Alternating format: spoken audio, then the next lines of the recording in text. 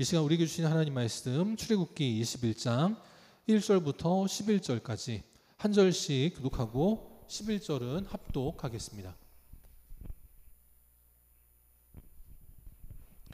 교독합니다. 내가 백성 앞에 세울 법규는 이러하니라.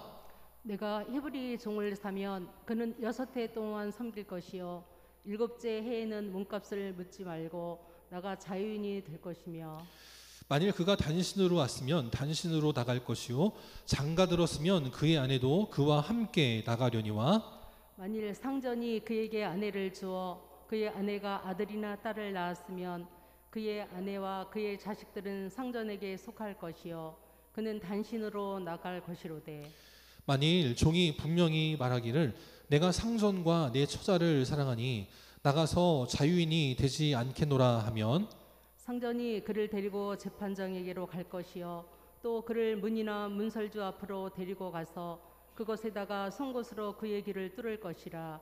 그는 종신토록 그 상전을 섬기리라.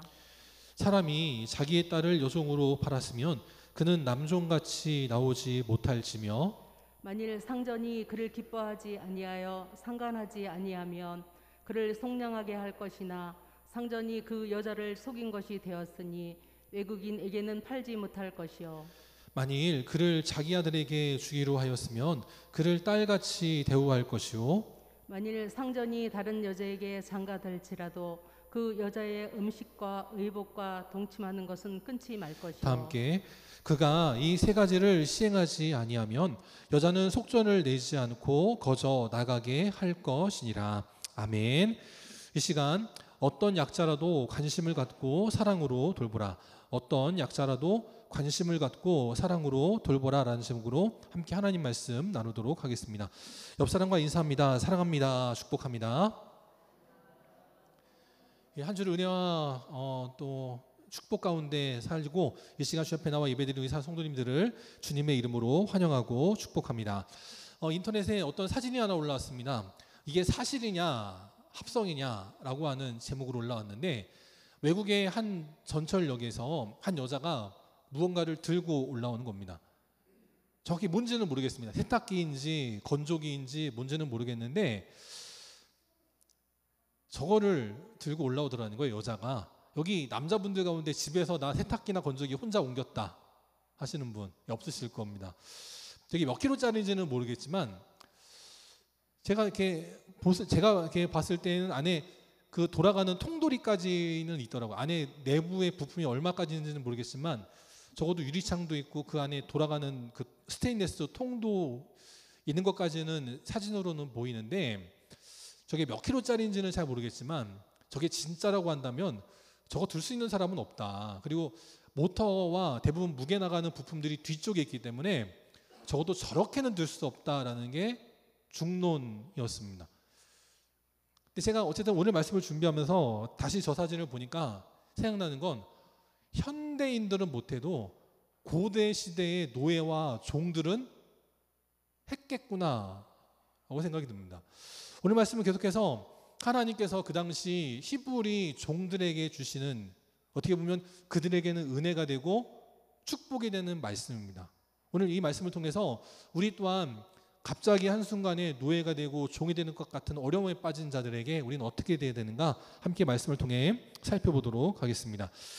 그러면서 또한 오늘 말씀을 준비하면서 떠오르는 사람이 한 명 있었습니다. 그게 누구냐면 태국의 역사상 가장 위대한 왕이라고 꼽히는 사람이었습니다. 여러분들은 대부분 모르실 텐데 저도 잘 몰랐던 분이었는데, 이분은 라마 5세라고 하는 태국의 왕입니다. 우리나라에 세종대왕이 계시고 미국에 아브라함 링컨이 있다면 태국에는 라마 5세가 있다라고 할 정도로 위대한 왕이었다라고 합니다. 근데 이분에게 100여 명의 왕비와 첩이 있었는데 그 중에서 제일 사랑하는 여인은 첫 번째 왕비였던 수난타라고 하는 왕비였다고 합니다. 별로 놀라시지 않는데 여자가 100여 명이 있었다고요. 여자가 100여 명이. 근데 그 중에 첫 번째 여자를 제일 사랑했다고 합니다. 그런데 그렇게 사랑했던 그 왕비가 불의의 사고를 당해서 목숨을 잃게 됩니다. 그리고 사랑하는 딸도 목숨을 잃게 됩니다. 그때 그 왕비와 딸이 딱 자기들만 있었냐? 아니라는 거예요. 그 옆에 수많은 태국의 백성들이 있었다는 겁니다. 근데 아무도 도와주지 않아서 사고로 그 왕비와 딸이 목숨을 잃은 거예요.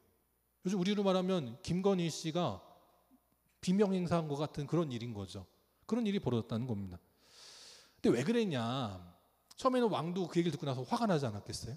이놈들이 어떻게 이 나라의 국모가 죽어가는데 아무도 안 도와주고 수수방관할 수 있느냐 했을 텐데, 알고 보니까 그 태국에는 이러한 법이 있다고 합니다. 그게 뭐냐면 태국의 3분의 1이 종들이었는데 이 종 노예는 고귀한 신분의 사람에게는 절대로 손을 대면 안 된다라고 하는 법이 있었다는 거예요. 도와주는 것이든 때리는 것이건 어떠한 것이든 간에 절대로 귀족의 왕가의 사람들의 몸에는 절대로 손을 대면 안 된다라는 법이 있었다는 겁니다. 그래서 아무리 도와주려고 그래도 그 귀족의 몸에 손을 대면 그 사람은 훗날 처벌을 받기 때문에 왕비가 죽어가는 데에도 도와줄 수 없었다라는 거죠. 이 얘기를 듣고 나서 나중에 이 라마 5세가 이대로는 안 되겠구나라고 하면서 법을 바꾸기 시작합니다. 여러분 알다시피 노예가 있으면 노예로 인해서 이득을 보는 사람들이 있잖아요. 그 이득을 보는 이 귀족들이 그걸 결사반대를 합니다. 그래서 자그마치 40여 년이 지난 뒤에 결국 라마 5세는 노예제도를 폐지하게 됩니다. 다시는 내 아내같이 사고로 죽어갈 때 저런 하찮은 법 때문에 사람의 목숨을 잃게 해서는 안 되겠구나. 또 노예들이 더 이상 그렇게 어려운 삶을 살아서는 안 되겠구나 하는 마음으로 노예제도를 완전히 폐지한 라마 5세가 지금까지도 태국의 가장 위대한 왕으로 손꼽히더라라는 것이죠. 이걸 보면서 또 느낀 건 뭐냐면 신앙은 뭐냐? 주의가 아닙니다. 이념이 아니에요. 민주주의라고 말하죠. 공산주의라고 말하지만 신앙은 주의가 아닙니다. 신앙은 생활이에요. 우리가 깨달은 것을 실천으로 옮겨야 되는 겁니다. 라마 5세도 자기 부인이 그렇게 죽어갔을 때 그냥 그런 거지 뭐 하고 넘어갔다면 그것은 이념에 불과했을 겁니다. 근데 이 라마 5세는 자기의 깨달은 신념을 행동으로 옮겼습니다. 아무리 저항이 있고 반대가 있어도 그는 자기의 생각을 실천으로 옮겼다면 우리 믿음의 성도들도 내가 믿는 하나님을 그냥 나의 관념과 나의 생각 속에만 또 교회 안에만 가두는 것이 아니라 내 생활 속에 드러내고 자랑하고 나타내고 소문내고 그렇게 세상을 조금씩 바꿔나가는 믿음의 사도, 믿음의 제자, 믿음의 참된 성도들이 될 수 있기를 바랍니다. 그럼 첫 번째, 우리 어떻게 되느냐? 나와 내 이웃의 누구라도 성장하도록 자유하게 해줘야 된다라는 겁니다. 우리 하나님은 누군가가 빚을 졌습니다. 그것 때문에 누군가에게 피해를 입혔어요. 그것 때문에 종이 되는 것까지는 허락해 주십니다. 근데 한번 종이 됐다고 해서 영원히 종으로 사는 것이 아니라 7년이 되면 그때는 자유인이 되도록 풀어주라라는 것입니다. 지난주에도 보았지만 6년 동안 빚을 갚아야 됩니다. 그러면 6년 동안 그 종으로 데리고 와서 내 집에 거하면서 6년 동안 종살이를 할 때 먹고 자고 하는 거는 누구 돈으로 하나요? 주인 돈으로 합니다. 주인 돈으로 먹여주고 재워주고 입혀주고 그러면서 빚을 갚아 나가야 되는 거예요. 그럼 얼마나 그게 참 갚아 나갈 수 있겠어요. 근데도 불구하고 우리 하나님은 7년이 되면 그냥 맨손으로 나가지 않고 나가서 살 수 있는 집 한 칸 마련하고 또 그 다음 해 소출을 거둘 때까지 먹을 수 있는 양식까지 거둘 수 있도록 모든 것들을 준비해 주어라 라고 말하는 겁니다. 이거는 그 사람을 종으로 데리고 살아라 라는 뜻이 아니고 그 사람이 다시 일어날 수 있는 계기를 마련해 주라 라는 뜻이 된다라고 역설할 수 있는 겁니다. 우리나라 과일값이 싼가요? 비싼가요? 우리나라 과일값이 싼가요? 비싼가요? 고개를 갸우뚱할 일이 아닌데 당연히 비싸죠. 엄청 비싸죠. 너무 비쌉니다. 근데 지중해에 가면 이탈리아 같은 지중해에 가면 과일값이 엄청 싸다고 합니다. 저는 절대 먹지 않을 레몬이 1kg에 얼마냐면 1,000원이랍니다. 1,000원. 우리나라에서 레몬 사면 얼마예요? 1kg 사면 못해도 10,000원까지 될지, 저 레몬을 사 먹은 적이 없어가지고 얼마인지 잘 모르겠지만 적어도 몇천 원은 할 거 아니에요? 그런데 1,000원밖에 안 한다는 거예요. 그 다음 토마토도 방울토마토가 1kg에 1,300원이랍니다. 500g짜리가 적어도 5,000원 넘는데 1kg짜리가 1,300원. 그것도 제철일 때, 가장 맛있을 때. 그러고요. 그 다음에 딸기, 누구나 다 좋아하는 그 딸기, 500g 하나에 10,000원이 되는 요즘 시대에 이탈리아는 한 바구니에 1,000원밖에 안 된다고 합니다. 그 정도로 값이 싸다는 거예요. 그 다음에 예능 프로에 알베르토라고 하는 이탈리아 사람이 나와가지고 말하기를, 이탈리아에서는 사과 한 박스를 사는데 얼마냐면 2,000원이면 된다라고 말을 합니다. 그게 가능할까? 그래도 아무리 그래도 땅에 비료는 안 준다 쓰더라도 그거 걷어야 되지, 포장해야 되지, 운송해야 되지. 아니 아무리 그래도 사과 한 박스에 2,000원이 이게 말이 되나? 할 생각이 드는데, 여기에는 한 가지 슬픈 비극이 담겨져 있습니다. 이탈리아가 왜 그렇게 과일값이 싸냐라고 한다면, 이 과일을 재배하는 농장에 이런 난민촌 같은 곳이 있다는 거예요. 사람들이 저렇게 그냥 우리로 말하면 비닐하우스 같은 곳에서 물도 없이 전기도 없이 2,500명의 사람들이 먹고 자고 하면서 일을 하기 때문이라는 거예요. 당연히 임금도 안 준다는 겁니다. 지금 우리나라는 외국인 노동자들 들어와 있어도 그래도 제법 많이 주죠. 심지어는 코로나 때문에 일을 못할 때에도 그 사람들이 딴 데로 가면 안 되니까 손을 놓고 놀고 있을 때에도 월급을 주었다고 하더라고요. 몇백만 원씩. 얼마 전에 나왔던 뉴스로는 300이 넘는 돈을 주고도 외국인 구하기가 힘들다고 하는 뉴스를 본 적이 있는데, 이탈리아에서는 저렇게 사람들이 제대로 먹지도 못하고 인간다운 삶을 살지 못하고 일하고 있다는 거예요. 그럼 저 사람들이 난민이 와가지고 어디 갈 데가 없어가지고 그러냐? 그게 아니라는 거예요. 저 사람들이 원래 아프리카에 살던 사람들인데 마피아들이 아프리카에 있는 그 원주민들을 잡아다 와가지고 일을 시키는 거랍니다. 그러니까 지금 이탈리아에서는 과일값이 싸다라고 자랑을 하지만 그냥 싼 게 아니라는 거예요. 누군가의 피눈물 같은 노력이 있었기 때문에, 희생이 있었기 때문에 저게 가능하다는 겁니다. 물론 이탈리아처럼 저러지 않아도 스페인이나 다른 나라에 가보면 물론 싸긴 쌉니다. 근데 저만큼 싸진 않아요. 그걸 보면서 야, 참 옛날이나 지금이나 종이나 노예로 살아가는 사람들이 있구나라는 생각을 해보게 됩니다. 그러면 외국은 그렇고 우리나라는 어떨까요? 우리나라는 비록 저런 사람들은 없을지 모르겠지만 우리나라는 지금 기업들마다 문어발식 확장 경영이라는 말을 하죠. 그래도 현대나 삼성이나 처음에 창업했을 때에는 그 창업주와 함께 열심히 일하던 그 가신 같은 임원들에게 한 자리씩 떼줬습니다. 하청을 주면서 야, 너 이거 하면서 먹고 살아. 떼줬습니다. 근데 요즘은 어때요? 요즘은 그러지 않아요. 요즘은 아무리 열심히 일한 임원이라 할지라도 떼주지 않습니다. 뭐 주식은 좀 주고 뭐 할지 모르지만 요즘은 다 가족 체제로 가는 거 아니겠어요? 다 자기들끼리 해먹는 겁니다. 그러니까 이제는 뭔가 좀 중소기업이라고 할 만한 자리들이 나오지 않아요. 이제는 다 자기들끼리 해먹는 그런 시대를 살아가고 있습니다.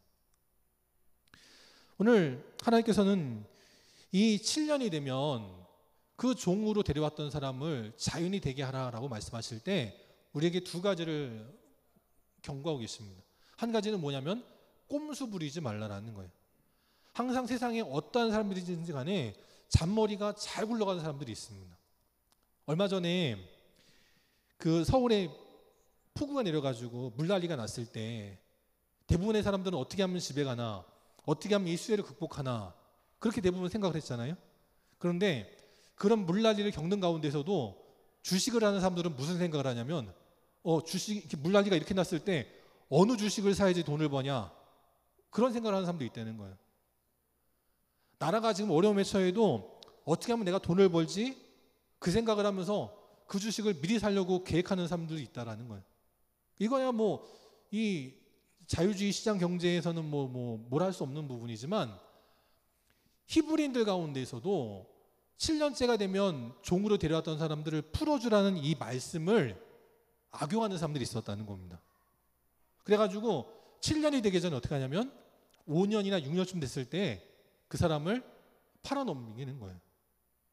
그러면 나는 저 사람 5년 동안 부려먹고 팔아넘기면, 그것도 외국으로 팔아넘기면 외국에는 그 종을 풀어주는 법이 없으니까 그 사람은 외국으로 팔려가서 요셉처럼 평생을 일해야 되는 겁니다. 그래서 하나님은 그런 꼼수를 부리지 못하도록 16절에 뭐라고 말씀하셨냐면 그 사람을 파는 자가 있으면 반드시 죽여라 라고 말씀하는 거예요. 세상의 사람들은 잔머리를 굴립니다. 이렇게 하면 되겠지, 이렇게 하면 하나님 법을 어기는 것도 아니면서 내가 돈을 벌 수 있겠지. 근데 하나님은 하나님 법을 악용하는 자가 있으면, 꼼수를 부리는 자가 있으면 하나님께서 반드시 심판하시겠다라는 거예요. 그래서 이스라엘 사람들이 자기 종을 팔 때에 이스라엘 안에서 팔면 안 되니까 외국으로 팔아넘기게 되는데, 그때 히브리 종들을 주로 사갔던 나라가 어디냐면 아모스 1장 6절에 보니까 가사라고 하는 민족을 하나님께서 심판하시겠다라고 말합니다. 왜냐하면 이 가사는 사로잡은 자들을 끌어다가 다른 나라에 넘겨 파는 인신매매를 했기 때문이라는 거죠. 우리도 마찬가지입니다. 우리도 하나님 말씀을 받을 때에 그 말씀을 온전히 받아들여야지 요거는 지키고 요거는 못 들은 척하고 꼼수 부린 인생이 되어서는 안 된다라는 거예요. 두 번째, 또한 우리도 어떻게 살아야 되느냐, 스스로 빚지는 삶을 살지 말아야 된다라는 겁니다. 6년 동안 그는 아무 말도 못하고 6년 동안 종이 돼야 되는 거예요. 7년이 되면 몸값을 지불하지 않고도 자인이 될 수는 있지만 그 6년 안에 종에게 피해를 입히면 또 늘어나는 겁니다. 종에게 혹시라도 어떤 몸에 상해를 가거나 생명에 위해를 가하면 그 사람은 끝이 나는 거예요. 우리는 스스로 빚지는 자들이 되어서는 안 된다라는 거죠. 잠언 22장 7절에 보니까 빚진 자는 체주의 종이 된다라고 말씀을 해요. 요즘 부동산이 막 작년까지 한창 뛰어오를 때 영끌이라 그래가지고 참 어려움을 당했던 사람들이 있습니다. 가상화폐라는 게 뛴다고 그러니까 또 거기에 그냥 또 온 재산을 다 넣어가지고 스스로 어려움에 빠지는 일이 있습니다. 우리나라는 참 좋은 나라입니다. 외국에 지금도 아프리카 같은 나라에 가보면 이런 아이들이 있어요. 저희 예은이만한 나이에, 우리 시온이보다 조금 어린 나이의 아이들이 저렇게 등가죽이 그냥 다 드러나도록 몸에 살이라고는 하나도 찾아볼 수 없을 정도로 피골이 상접했다는 말이 정말 딱 맞을 정도로 굶어가는 사람들이 너무나 많습니다.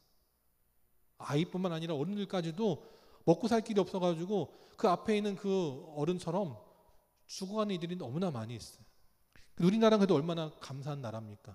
그래도 복지제도가 돼 있어서 조금만 뭐 하려고 그러면 그래도 먹고 살 수 있는 길들이 열립니다. 남들처럼 떵떵거리며 살지는 못해도 저도 죽지 않을 정도는 살아가게 됩니다. 스스로 빚진 자 중에 누가 있느냐? 야곱이 있었습니다. 이 야곱은 형의 노염을 사가지고 외삼촌 라반의 집으로 도망갔죠. 그때 이 야곱이 외삼촌의 딸들, 자기의 외사촌이죠, 라헬을 보고 반하게 됩니다. 사랑하게 됩니다. 그래서 외삼촌에게 뭐라고 말하냐면 제가 라헬을 위하여 외삼촌에게 7년을 섬기리이다. 7년을 서브, 종살이 하겠습니다 라고 말을 합니다. 근데 라반은 그럴 생각이 없었어요. 15절에 보니까 그 앞에 보니까 라반이 야곱에게 뭐라 말했냐면 너의 품삯을 줄 테니 얼마를 주면 좋을지 너는 나한테 말해라 라고 말했습니다. 외삼촌은 그래도 어쨌든 간에 내 집에 와서 내 밑에서 일을 하고 있으니 종처럼 대하지 않고 품삯을 주면서 함께 생활하려고 그랬는데 야곱은 자기 스스로 종이 되려고 하는 잘못을 범했다는 거예요. 자기는 7년을 일하고 끝내려고 그랬는데 몇 년을 일하게 되냐면 창세기 31장에 보니까 자그마치 20년 동안 종살이를 하게 됩니다. 나는 7년만 일해야지. 근데 그렇게 되는 법이 없어요. 저도 어제 원주에 다녀오는데 9시 반에 만나기로 해서 9시에 출발했습니다. 집사람한테 뭐라고 얘기했냐면 한 3, 4시면 올 거야 하고 갔거든요. 몇 시 왔을까요? 6시 넘어서 왔습니다. 분명히 제 생각에 가는 시간 2시간 반, 밥 먹는 시간 1시간 미만, 투표하는 시간 한 10몇 분, 돌아오는 시간 하면 3, 4시면은 이건 충분하다 생각하고 갔는데 웬걸 가는 길에 목사님들이 휴게소 들리자 그러시지, 커피 마시자 그러지, 돌아온 길에도 또 커피 마시자 그러지. 그래가지고 결국은 6시가 넘어서 왔어요. 그것도 저녁도 먹고 가자 하시는 거를 토요일인데 그러면서 결국 겨우 간신히 거절하고 온 게 그겁니다. 저도 갈 때만 해도 그럴 줄 몰랐어요. 제가 돌아오고 나니까 집사람이 그럴 줄 알았다라고 말하더라고요. 우리 인생이 우리 뜻대로 되지 않아요. 내 생각에 요 정도만 하면 되겠지 그 정도로 끝나는 법이 없습니다. 사도 바울은 갈라디아 5장에 보니까 이렇게 말씀을 해요. 그리스도께서 우리를 자유롭게 하려고 자유를 주셨으니 그러므로 굳건하게 서서 다시는 종의 멍에를 매지 말라라고 말씀합니다. 오늘 우리 영광의 성도들 모두가 이념이든 신념이든 돈이든 인간관계든 무엇이든 간에 스스로 종되는 자리 가지 마시고 빚지는 자리 가지 마시고 종의 멍에를 매지 마시고 우리 주님께서 당신의 핏값으로 우리에게 주신 그 자유를 붙들고 자유한 자로서 믿음 안에 거하여 믿음의 일을 이뤄 나갈 수 있는 믿음의 성도들이 될 수 있기를 바랍니다. 두 번째, 또 우리는 무엇을 알아야 되느냐? 우리는 사랑의 흔적을 남기는 자들이 되어야 한다는 겁니다. 지난주 본 것처럼 7년째가 되면 그는 자유하게 되었습니다. 청년의 때에 총각으로 왔으면 총각으로 나가면 됩니다. 총각으로 왔는데 장가를 들었습니다. 그러면 아내도 데리고 나가면 됩니다. 여기까지는 이득이죠. 근데 문제는 자기가 6년 동안은 꼼짝없이 애를 낳으면 안 된다는 걸 미리 알았으니까 6년 동안 정욕을 참아야 되는데 그걸 참지 못하고 정욕을 함부로 남용하면 자녀가 생길 거 아니에요. 그럼 자녀가 생기면 문제가 생기는 겁니다. 자녀만 놔두고 갈 수 없으니 아내까지도 놔두고 혼자 나가야 되는 거예요.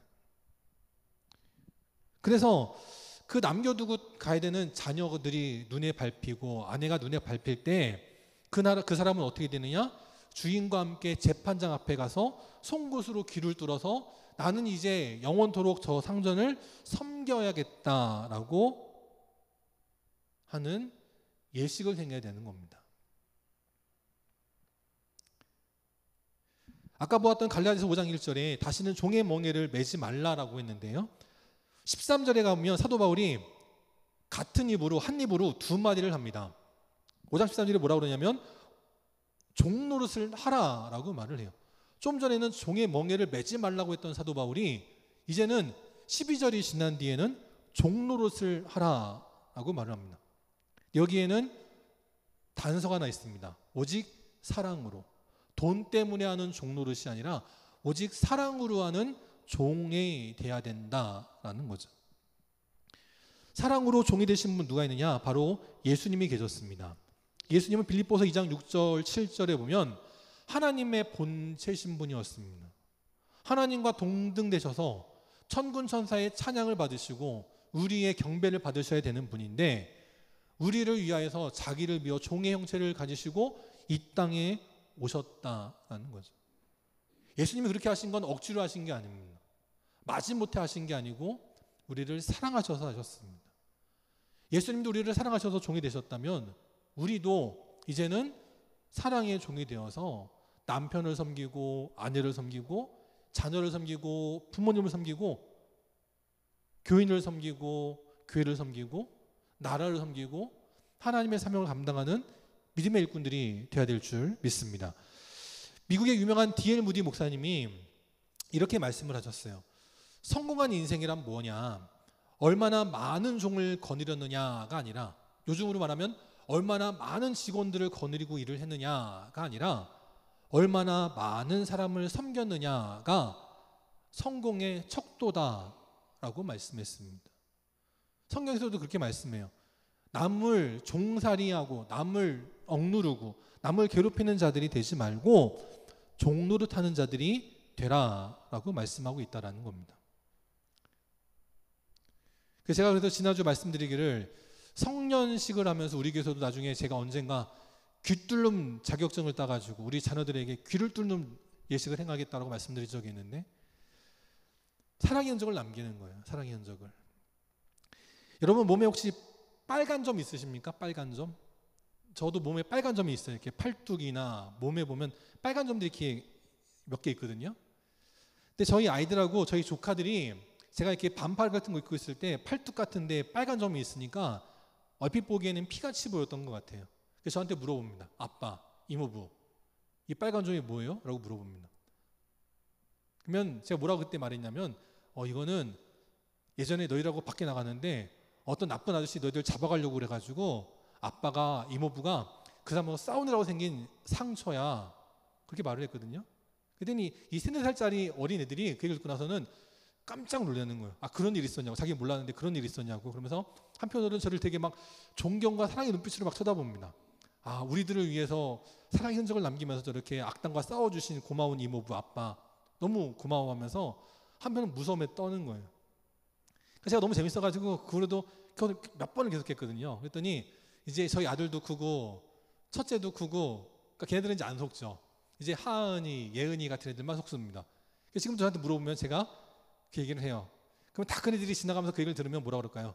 아유, 또 시작했네. 그러고 가거든요. 몸에 빨간 점 하나도 야, 너희들을 위해서 싸우다가 생긴 흔적이야. 그러니까 애들이 너무 좋아하는데 우리 예수님께서 우리를 위해 이 땅에 오셔서 십자가를 지셨습니다. 여러분 그 패션 오브 크라이스트 영화 보신 분들은 다 알지만 예수님께서 우리를 위해 당하신 그 수단이 얼마나 그 큰지를 그 영화를 보면 정말 뼈저리게 깨닫게 됩니다. 온몸이 채찍으로 난도질돼요.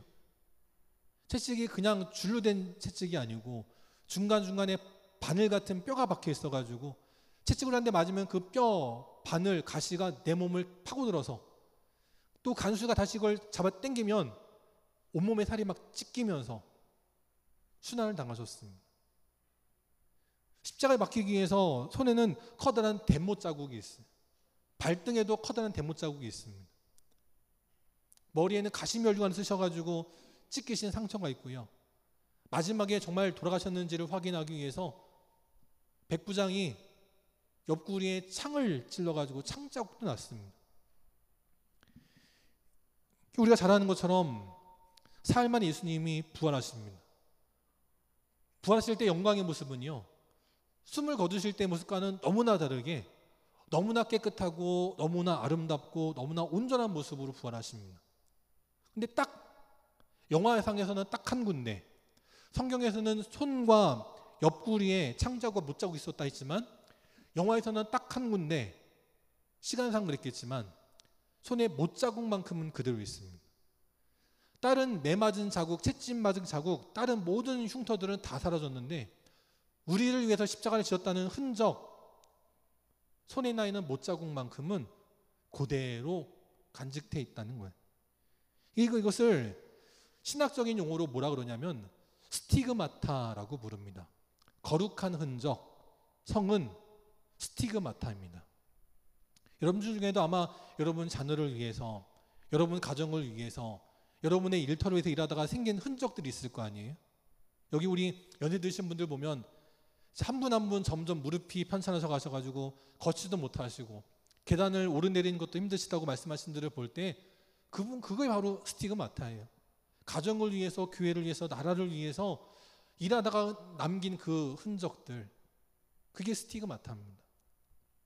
우리 영광교회 성도들 그렇게 주님 닮아 믿음의 성은을 남기고 믿음의 스티그마타를 남기고 여기까지 오셨는데 앞으로도 우리가 그렇게 더욱더 사랑하며 사랑으로 종노릇하고 사랑으로 섬기며 하나님의 일을 이뤄나갈 수 있는 참된 믿음의 공동체가 될 수 있기를 바랍니다. 세 번째, 또 우리는 어떻게 되느냐, 이제 7절부터 11절까지인데 여종에 관한 말씀입니다. 근데 이것은 단순하게 여종만을 향하는 게 아니라 요즘으로 말하면 약자를 향해 주시는 말씀인데 우리가 어떤 약자를 대하든지 간에 책임감을 가지고 대해야 된다라는 거죠. 남종은 7년이 되면 무조건 풀려났습니다. 근데 여종은 7년이 되어도 남종같이 나오지 말라라는 거예요. 그래서 모르는 사람들은, 또 페미니스트들은 이거 갖고 또 들고 일어날 겁니다. 남녀를 차별하는 거냐? 근데 아니에요. 왜냐하면 동서고금을 막론하고 여자들은 성적인 문제가 걸려 있습니다. 남자들이야 뭐 했든 안 했든 티가 안 나지만 여자들은 그 순결을 잃으면 결국은 드러나게 돼 있잖아요. 그래서 그 부분 때문에 하나님이 여종은 함부로 풀어주지 말라라고 말씀하는 겁니다. 우리 조선시대에도 홍길동전을 보면 잘 알 수 있지 않습니까? 똑같은 아버지인데 양반의 규수를 통해서 낳은 자녀는 양반이 됩니다.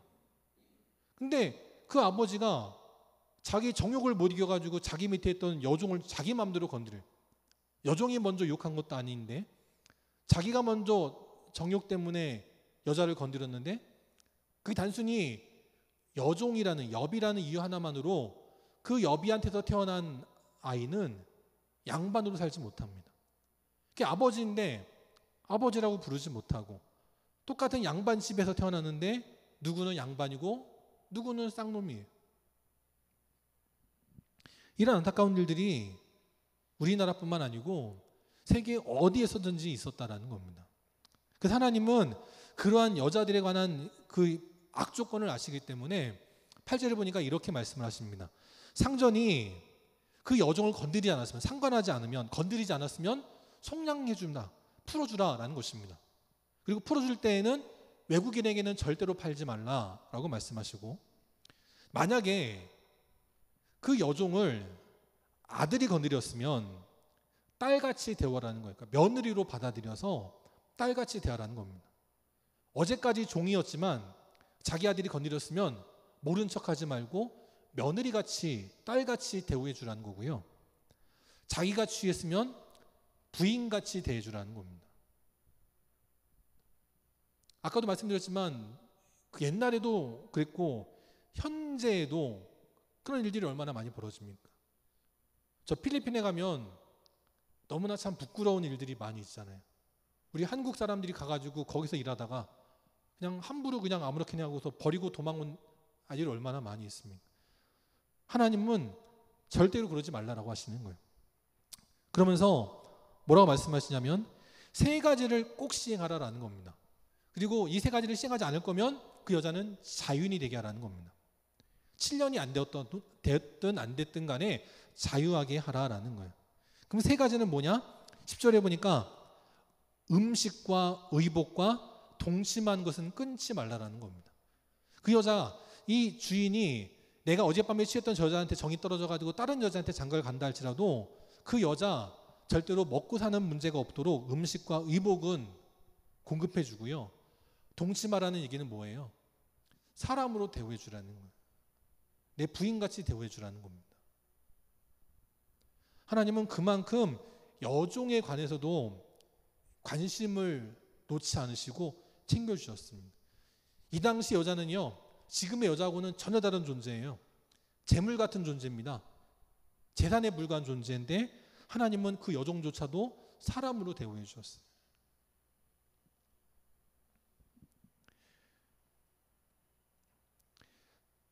고대 법전 가운데 함무라비 법전이라는 게 있죠. 우리는 잔인함의 상징으로 예를 들 때가 있는데 이 함무라비 법전만 해도 참 매우 공평한 법전이었습니다. 눈에는 눈, 이에는 이. 누가 내 눈을 상하게 했으면 나도 상대방의 눈을 해하게 하고 누가 내 이를 깨트렸으면 나도 그의 이를 깨트려라는 겁니다. 이것이 왜 공정한 법이냐면 부자는, 힘 있는 사람은 하인이 혹시 실수로 내 눈을 찔렀으면요, 그 상전은 하인을 눈만 찌르는 게 아니고 아예 그냥 죽여버리죠. 3대를 멸합니다. 함무라비는 그러지 말라라는 거예요. 아무리 내가 지체 높은 양반이고 저놈은 쌍것이라 할지라도 내 눈만 다쳤으면 나도 저의 눈만 상하게 하라는 거예요. 그런데 성경은 이 함무라비 법전보다도 더 박애주의적이고 더 사랑의 법입니다.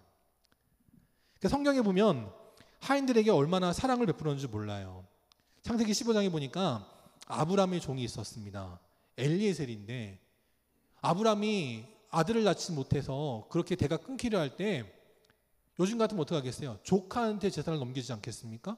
근데 아브라함은 자기의 재산을 누구한테 넘기냐면 내 밑에 종 엘리에셀에게 넘기겠습니다 라고 말을 해요.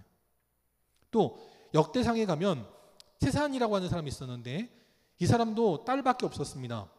그러니까 어떻게 하냐면 야르아라고 하는 종이 자기 밑에 있었는데 그 종을 자기 사위가 되게 합니다. 그래서 아떼라고 하는 아들을 낳게 하고 손자를 낳게 하고 대를 잇게 했다라는 거예요. 요즘 같으면 다른 부잣집에 다른 사람 데려다가 할 텐데 우리로 말하면 서울대 출신 뭐 검사 변호사 이런 사람 데려다가 사위시킬 텐데 그러지 않았다는 거예요. 내 밑에 있던 종을 내 아들같이 대우했다라는 겁니다. 또 안식일을 지킬 때 나만 지키는 게 아니고 부잣집 양반과 사모님만 지키는 게 아니고 남종이나 여종도 함께 같이 안식일을 쉬게 했다라는 거죠. 또 요즘 우리도 추수하고 있는데 추수 때 밥 모퉁이까지 다 다니면서 알곡 하나 남기지 않도록 싹 다 줍지 말고 남겨두라는 거예요.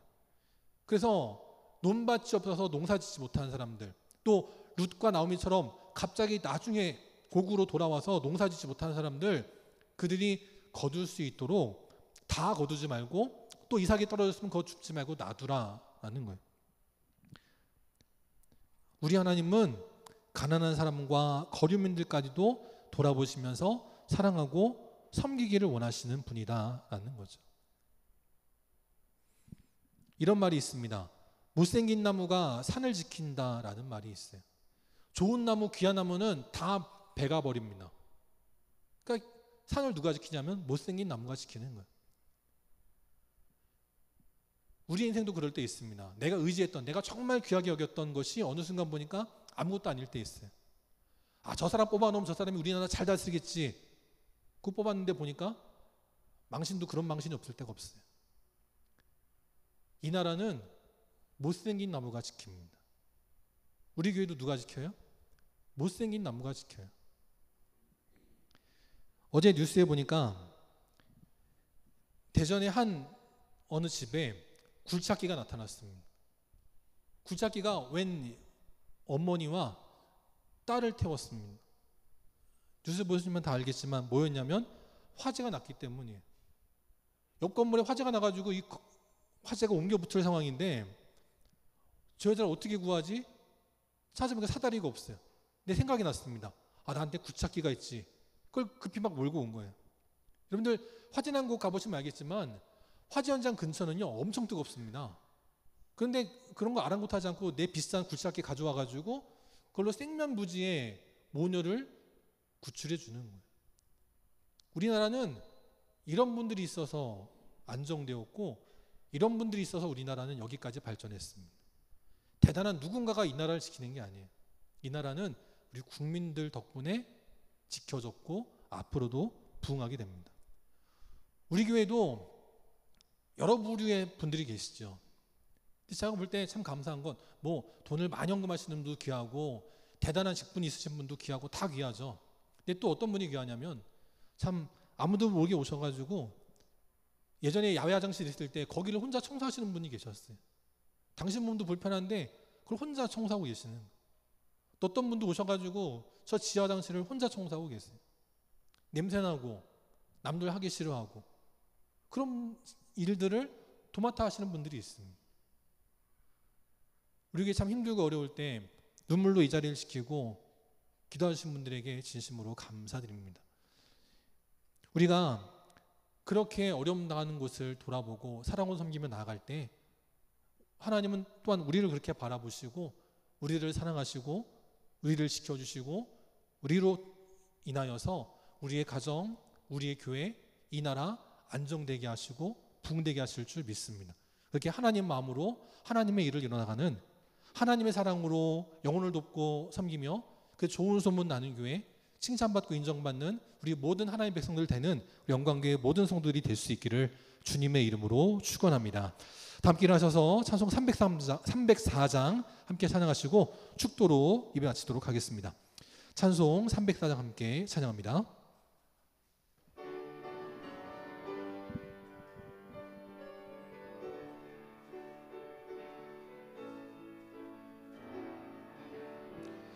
그 크신 하나님의 사랑 말로 다 형용 못하네.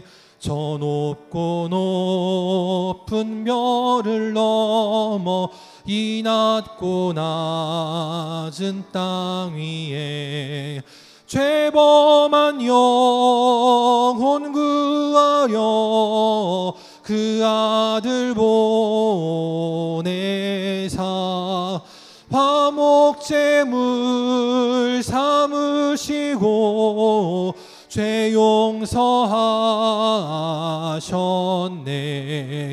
하나님 크신 사랑은 증량다 못하네. 영원히 변치 않는 사랑 성도여 찬양하세. 괴로운 시절 지나가고 땅 위에 영화쇠할 때 주 믿지 않던 영혼들은 큰 소리 외쳐 울어도 주 믿는 성도들에게 큰 사랑 베푸사 우리의 죄 사했으니 그네 잊을까. 하나님 크신 사랑은 증량다 못하네. 영원히 변치 않는 사랑 성도여 찬양하세. 하늘을 두루마리 삼고 바다를 먹물 삼아도 한없는 하나님의 사랑 다 기록할 수 없겠네. 하나님의 크신 사랑 그 어찌 다 쓸까. 저 하늘 높이 쌓아도 채우지 못하리. 하나님 크신 사랑은 증량다 못하네. 영원히 변치 않는 사랑 성도여 찬양하세. 아멘. 함께 기도하겠습니다. 지금은 우리 주 예수 그리스도의 은혜와 하나님 아버지의 끝이 없는 사랑하심과 성령님의 함께하시고 교통하시고 인도하심이 오직 죄의 종이 되지 아니하고 오직 사랑으로 서로 종노릇하며 우리 예수님께서 우리를 위하여 기꺼이 성은 거룩한 흔적 스티그마타를 남기신 것처럼 그렇게 가정과 자녀와 교회와 나라와 민족을 위하여 섬기며 헌신하며 거룩한 믿음의 스티그마타를 남기며 살아가기를 원하는 우리 모든 영광의 성도들 머리 위에 또 그 가정과 직장과 사랑하는 주의 자녀들 머리 위에 또 이 시간 주님 앞에 나와 함께 예배드리기를 원하지만 이런저런 이유로 나오지 못한 안타까운 심령들과 또 나라를 지키는 국군 장병들, 방역과 또 이 나라의 어려움을 해치기 위해서 힘쓰고 있는 모든 공무원들과 모든 의료진들 위해 이제부터 영원토록 함께 계시기를 간절히 축원하옵나이다. 아멘.